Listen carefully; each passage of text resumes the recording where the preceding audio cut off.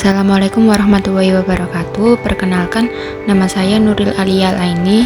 Di sini saya akan menjelaskan mengenai model infrastruktur jaringan.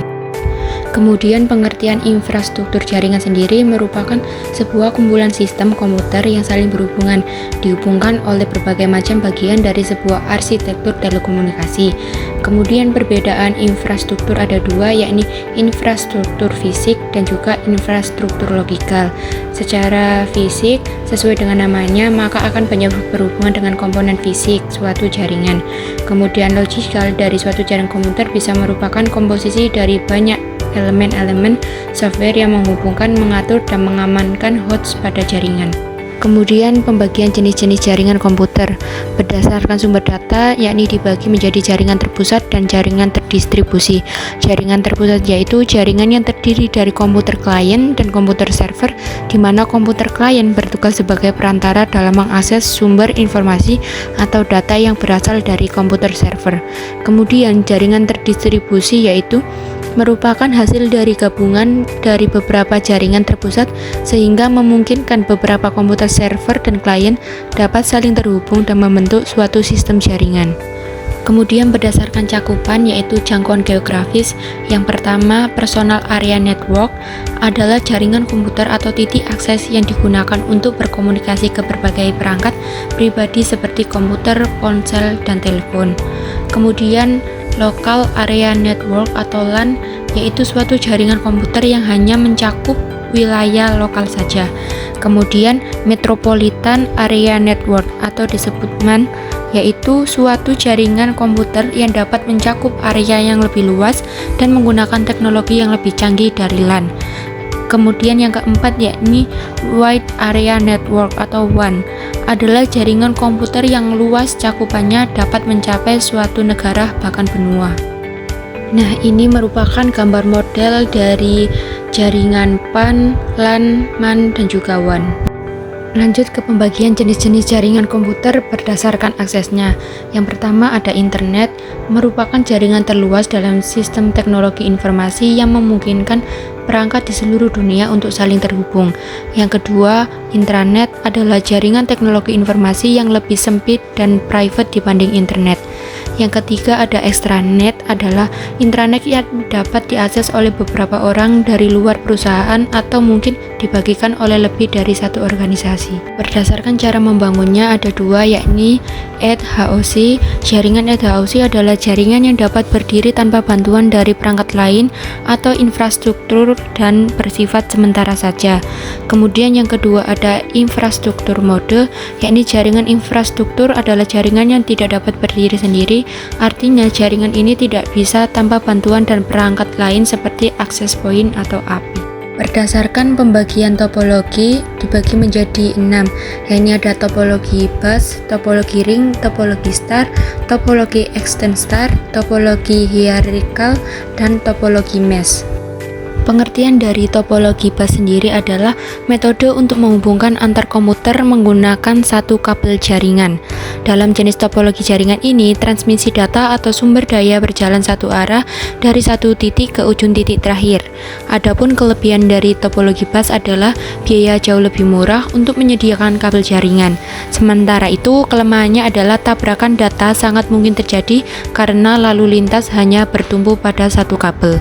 Kemudian topologi ring. Topologi ring ini merupakan metode untuk menghubungkan antar komputer menggunakan rute yang berbentuk melingkar seperti cincin. Tiap node dalam rute tersebut biasanya memiliki repeater untuk meneruskan data. Kelebihan dari topologi ring adalah lebih fleksibel untuk memperluas jaringan dengan biaya pemasangan yang cukup murah. Kemudian untuk kelemahannya sendiri yaitu kendala lebih sulit untuk diidentifikasi. Selanjutnya adalah topologi star. Topologi star merupakan metode untuk menghubungkan beberapa mode menggunakan satu perangkat keras hub dan dalam sebuah jaringan. Adapun kelebihan topologi star adalah lebih hemat biaya untuk kabel jaringan. Kemudian kegagalan pengiriman data pada satu rute tidak akan mempengaruhi rute yang lain.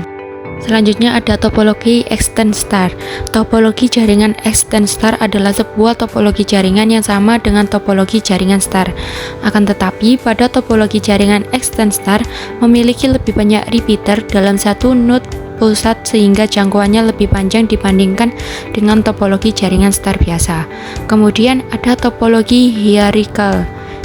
Topologi jaringan hierarchical adalah sebuah topologi jaringan yang mempunyai susunan jaringan yang bisa dibilang hampir sama dengan pohon yang bercabang. Kemudian yang terakhir adalah topologi mesh. Topologi mesh merupakan metode untuk menghubungkan node secara langsung menggunakan kabel jaringan tanpa ada perantara. Kelebihan dari topologi mesh adalah kesalahan pengiriman data bisa ditemukan dengan mudah. Kemudian pengiriman data juga dapat berjalan lebih aman lantaran dilakukan melalui rute khusus. Sementara itu, kelemahan topologi mesh adalah membutuhkan biaya yang lebih besar untuk penyediaan kabel jaringan. Setelah itu, pembagian jenis-jenis jaringan komputer berdasarkan penggunaan kabel ada dua, yakni yang pertama jaringan berkabel atau biasa disebut wired network, dan juga yang kedua yaitu jaringan nirkabel atau yang disebut dengan wireless network. Di dalam PPT tersebut sudah diberikan perbedaan antara jaringan berkabel dan jaringan nirkabel.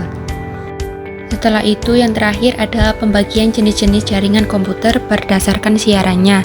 Yang pertama ada unicast, merupakan suatu metode pengiriman atau transmisi data dalam jaringan dengan mekanisme 1:1 atau point to point.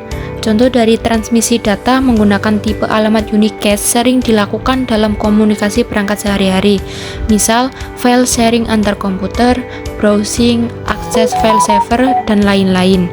Kemudian ada multicast, metode pengiriman data dengan tujuan alamat grup dalam satu jaringan. Mode pengiriman data ini disebut multicast. Contoh penggunaan dari multicast lebih sering dikenal dalam melakukan real-time streaming video.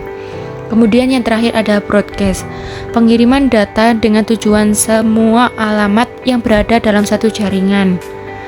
Contoh penggunaan jenis transmisi broadcast ini banyak dilakukan untuk siaran TV dan radio, dan sering kita temukan juga biasanya digunakan dalam proses DHCP. Baik, itu saja merupakan materi model infrastruktur jaringan yang dimana ada pengertian, kemudian perbedaan, dan juga pembagian jaringan-jaringan komputer. Sekian dari saya. Wassalamualaikum warahmatullahi wabarakatuh.